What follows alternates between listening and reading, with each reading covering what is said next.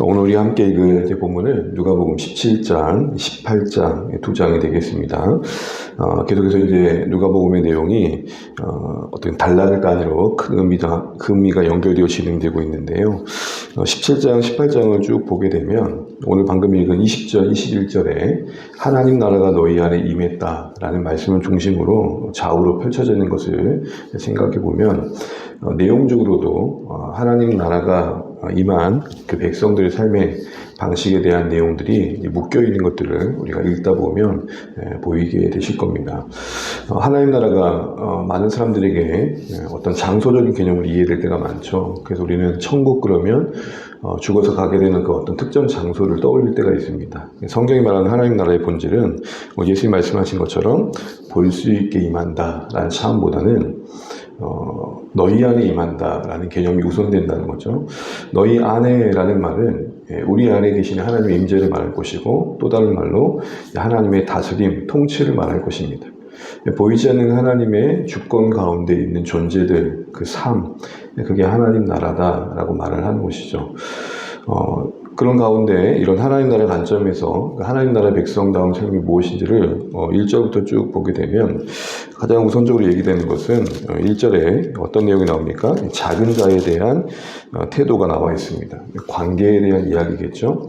여기서 작은 자라는 것은 사회적인 약자도 말할 수 있지만 신앙적인 관점에서 본다면 돌봄이 필요한 자라고 할 수 있을 겁니다. 우리는 알고 행하지만 때로는 그 누군가에게 그것이 실족되는, 넘어뜨리는 일들이 될 수 있을 때가 있죠. 아직 지식이 부족하고 이해가 부족한 초신자들의 경우에는 그런 경우가 좀 있습니다. 그래서 작은 자를 향한 어떤 배려, 이게 하나님 나라에서 가장 중요한 것 중에 하나다라고 말씀하시는 것은 그 하나님 나라의 백성들 사이 속에서는 어떤 관계 속에서 배려가 있고 그리고 살펴주름이 있어야겠다라는 것이죠. 어떤 자신의 어떤 믿음을 뽐내고 자랑하는 것이 아니라 연약한 자를 돌보고 세워주는 것이다 라는 말일 것입니다. 특별히 그 1절에 보시게 되면 이런 말씀이 나옵니다. 실족하는 것이 없을 수는 없으나, 현실 인식을 말하는 거죠. 어쩔 수 없으니까 어떤 합리한다는 개념보다는 우리가 함께 있는 동안, 여전히 이 땅에 있는 동안에는 서로에게 상처를 줄 수 있는 어떤 요소가 잠재되어 있다는 겁니다.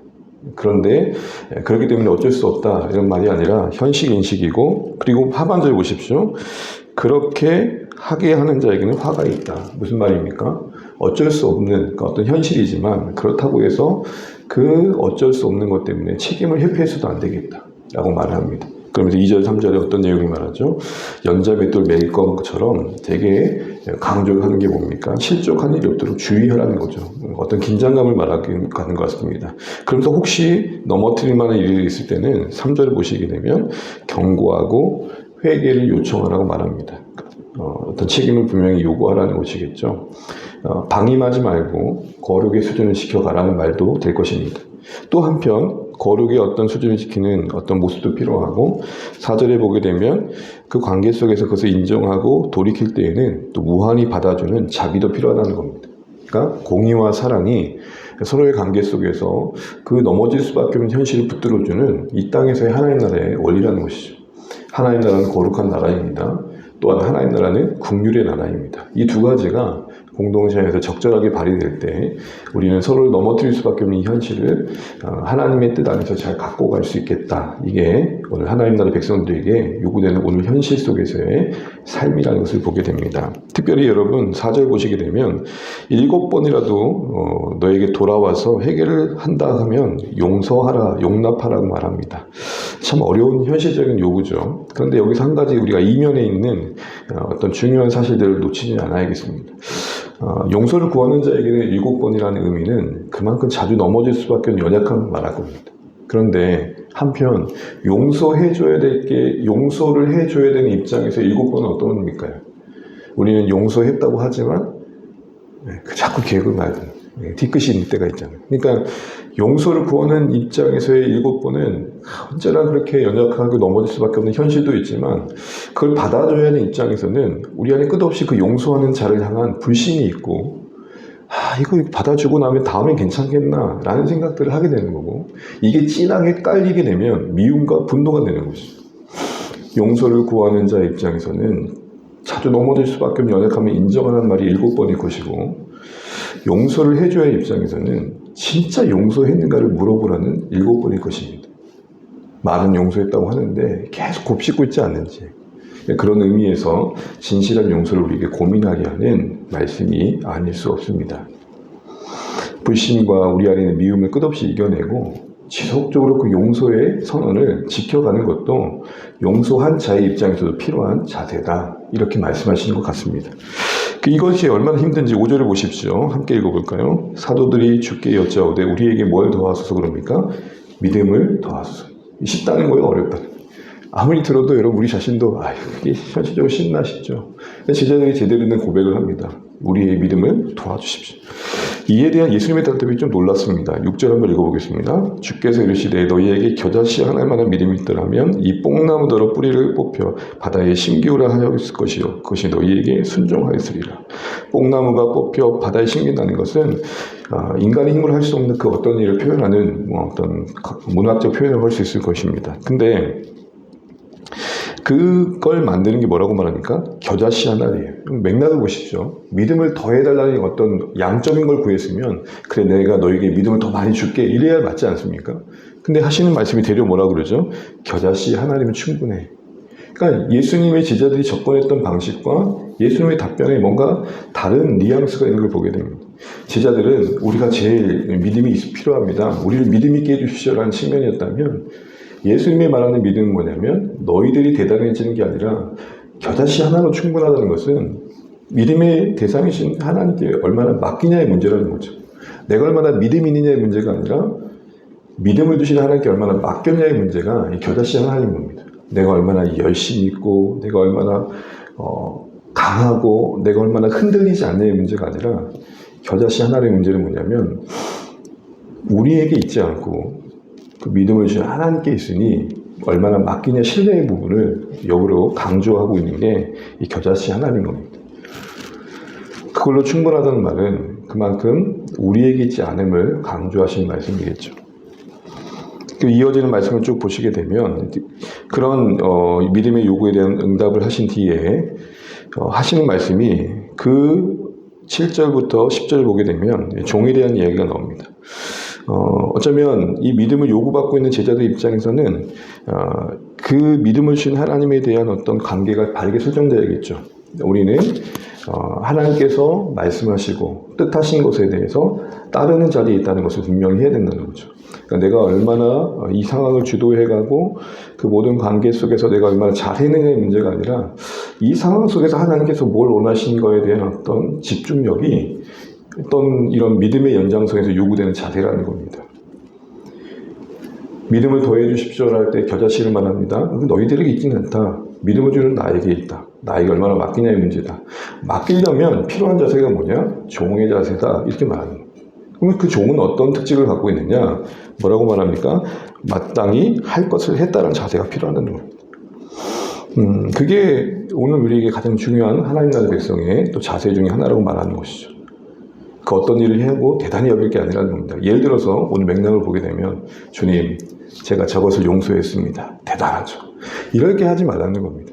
할 수 없었던 일을 하게 되었을 때 우리 자세는 뭐냐면 주님, 저는 하라고 한 일을 했을 뿐입니다. 당연히 하나님이 하시라고 하니 난 용서했고 여전히 내가 그것이 쉽지 않지만 하라고 하시니까 하는 겁니다. 이런 자세가 사실 현실적으로 하나님 나라의 백성이 합당한 자세라는 거죠. 만약 그렇지 않고 이런 겸손이 없으면 우리의 선함과 우리의 애씀마저도 우리의 때로는 의가 되고 그렇지 않을 경우에는 섭섭함이 될 수 있기 때문입니다. 그러면서 당연히 이어지는 11절, 19절을 보시게 되면 감사 이야기가 나오죠. 그런 종의 자세로 살아가는 삶의 가장 기본적인 열매는 감사일 것입니다. 특별히 오늘 보시게 되면 고침받은 종이 단 한 사람, 자격 없다고 여겨졌던 사마리안 사람, 이 이방인이 감사합니다. 18절 보십시오. 이 이방인 외에는 하나님께 영광을 돌리러 돌아온 자가 없느냐. 대려 이렇게 묻는 말씀이 무엇이죠?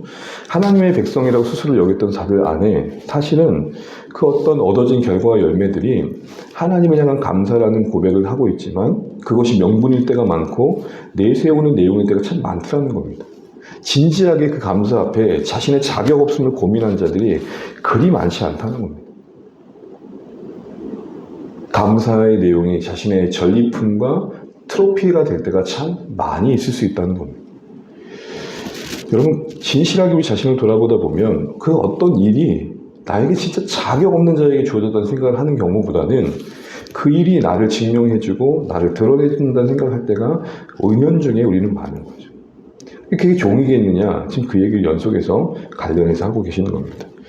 그러면서 하나님 나라가 너희 안에 임한다라는 바리새인들의 대답한 후에 이제 본질적인 하나님 나라의 큰 방향을 얘기하시면서 21절부터 31절 쭉 읽다 보면 이제 하나님 나라의 백성을 사는 사람들은 이 땅에 임하는 그 어떤 가시적인 나라가 아니라 임하는 나라를 기다리는 자들이라고 말합니다. 그래서 인자가 오시는 날, 그 나라가 이루어지는 주님 오신 날을 기다린다는 것이죠. 그래서 인자가 오는 날에 가까울수록 어떤 일이 이 땅에 있는지를 잘 분별하는 자리에 있다는 것입니다. 그래서 30절 함께 읽어보겠습니다. 인자가 나타난 날에도 이러하리라.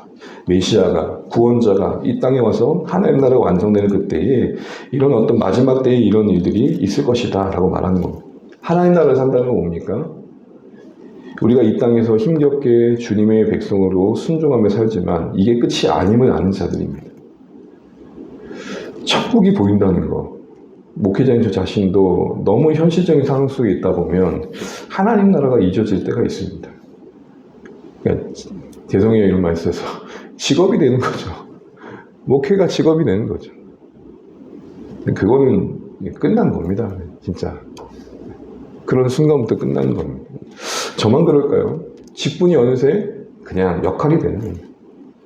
내가 직분 받을 자격이 없는데, 내가 이 일을 할 만한 자격이 없는데, 종의 마음의 상실이 감사를 왜곡시키고, 종의 마음의 상실이 감사마저도 자신의 트로피가 되게 하고, 종의 마음의 상실이 이 땅에서의 천국을 생각하다 보니 하나님 나라에서 받을 상급은 보이지 않고, 그러니까 당연히 이때가 마지막인지 아닌지가 생각되지 않아요. 그러면 종말의 때를 인식하는 신자의 특징이 뭘까요? 자연스럽게 18장은 기도로 이어갑니다. 18장 1절 읽어보겠습니다. 예수께서 그들에게 항상 기도하고 낙심하지 말아야 할 것을 비유로 말씀하시되, 그 뒤에 잘 아시는 도시의 한 가부가 번거롭게 그 재판장을 이렇게 요구를 해가지고 한 재판장이 어쩔 수 없이 이야기를 들어줬던 이야기와 함께 이런 말씀을 하십니다. 7절 하물며 하나님이 밤낮 부르짖는 택하신 자들의 원한을 풀어주지 아니하시겠느냐, 오래 참으시겠느냐 라고 말씀하시면서 8절에 이렇게 말씀을 하고 계시죠. 인자가 올 때에 세상의 믿음을 보겠느냐. 인자가 올 때가 어떤 때예요? 마지막 때. 그러니까 이 주님이 오심의 마지막을 기다리면서 끝까지 이렇게 재판장을 괴롭히듯 오래 참음 중에 하나님 앞에 신실하게 그 나라를 기다리며 사는 백성들이 얼마나 있겠느냐라고 말씀하시면서 기도의 이야기가 있는 겁니다. 사랑하는 주안의 가족 여러분, 우리가 기도를 한다는 것은 현실적인 것만이 아니라 다시 오실 주님을 기다리는 하루하루의 연습입니다. 내가 이렇게 눈으로만 감아야 묵상하듯 대할 수밖에 없었던 주님을 이제는 두 눈으로 보게 될 날이 온다라는, 이 너무 엄청난 마지막 때를 연습하는 하루하루인 것입니다. 우리의 기도는 때로는 오늘의 필요를 알 때가 참 많죠. 근데 예수님이 오늘 기도를 말씀하시면서 어디까지 연결시킵니까? 인자가 올 때까지. 그냥 필요할 때마다 하는 게 기도가 아니라 숨 쉬는 나날 동안 그리도 보고 싶었던 주님을 뵙기까지의 하루하루를 채우는 기다림의 소망의 시간들이 기도인 것입니다. 여러분, 기도의 자리에 그렇게 고백해 본 적 있습니까? 주님, 아무리 묵상해봐도 상념만 일어나고 온갖 잡동사니 같은 생각만 일어나는 이때에 주님이 계신 줄 알고 기도는 하고 있지만, 그래서 눈을 감고 잠시 아뢰지만 내가 지금 묵상하고 있는 그 주님을 다시 만날 것들을 기대합니다 라는 고백을 해본 적 있으신가요? 우리 기도라는 게 그냥 이 현실 속에서 신앙으로 사는 어떤 몸부림 정도, 그것도 대단하지만 오늘 예수님은 다시 만날 그때까지 기도로 인내하는 신자들을 기다리고 계시는 거죠. 그렇게 하려면 우리는 겸손해야 됩니다. 그래서 이어지는 내용을 보시면 바리새인들처럼 기도마저도 경건의 도구가 되고 있는 자들을 경계하시고 세리와 같길 바랍니다. 누가 그리도 하나님 나라가 이 땅에 임하고 인자가 오실 날을 간절히 기다릴까요? 이 땅에 소망이 없는 자들이겠죠. 겸손한 심령일 것입니다. 세리와 같은 마음을 갖고 있는 자들이겠죠. 13절 같이 한번 읽어보겠습니다. 세리는 멀리 있어서 감히 눈을 들어 하늘을 쳐다보지 못하고 다만 가슴을 치며 이르되 하나님이여 불쌍히 여기소서 나는 죄인이로소이다. 바로 이 낮아진 마음 속에 하나님 나라는 지켜지고 그 나라가 온 세상에 임할 때를 바라보게 된다는 것입니다. 이 땅에서 우리가 누리는 게 많을수록, 가진 게 많을수록, 얻고 획득된 게 많을수록 사실은 하나님 나라가 그렇게 바라봐지지 않을 것입니다. 배부를수록 눈앞에 있는 진미가 그렇게 보이지 않습니다. 배부른데 뭐한 진미가 보입니까? 이 뒤에 예수님께서는 그래서 우리에게 필요한 또 다른 마음을 말할 때 어린이와의 같은 마음을 이야기하십니다. 16절 보십시오. 예수께서 그 어린아이들을 불러 가까이 하게 하시고 이르시되 어린아이들이 내게 온 것을 용납하고 금하지 말라. 그뒤 아주 중요한 말씀하시죠. 하나님 나라가 이런 자의 것이다. 여러분, 어린아이의 특징이 뭡니까? 그래도 어린아이의 그 성장기에 보게 되면 자신이 할 수 없는 상황 속에서 옆에 자신을 보호해 줄 자가 있냐 없느냐의 상황 속에서의 모습이 다르죠. 의존적 존재고 약한 존재입니다. 바로 그런 자로서 자신을 인식하는 자들이 하나님의 통치 아래 진실하게 반응할 수 있겠다라고 말씀하십니다. 그래서 하나님 나라를 산다는 건 그런 어린아이의 마음인 것입니다. 뒤에 이어지는 부자와 같이 자신을 여기지 않는 겁니다. 18절 읽겠습니다. 어떤 관리가 물어 이르되 선한 선생이여 내가 무엇을 하여야 영생을 얻으리이까. 이 안에 진지함도 있지만 이 안에 교만도 보이십니까? 질문이 뭐죠? 내가 뭘 해야? 이 말의 의미는 뭐예요? 나는 뭐든지 할 수 있습니다. 그걸 경계하는 게 어린아이의 마음이다. 이리 우리에게 말씀해 주시는 겁니다. 그러면서 마지막으로 주님은 다시 한번 예수님이 예루살렘에 가까워질수록 가시는 그 목적을 상기시켜 주십니다. 31절 이하에 나오죠. 이 진자가 이제 고난을 받을 것이다. 그러나 그것으로 끝나지 않을 것이다. 라고 말씀하시면서 부활을 말씀하십니다. 그런데 문제는 제자들의 반응입니다. 34절 읽고 말씀 마무리하겠습니다. 제자들이 이것을 하나도 깨닫지 못하였으니 그 말씀이 감추어졌으므로 그들이 그 이르신 바를 알지 못하였더라. 여전히 십자가의 고난을 듣고도 그 하나님의 나라의 그 구원의 계획에 눈을 뜨지 못하고 있습니다.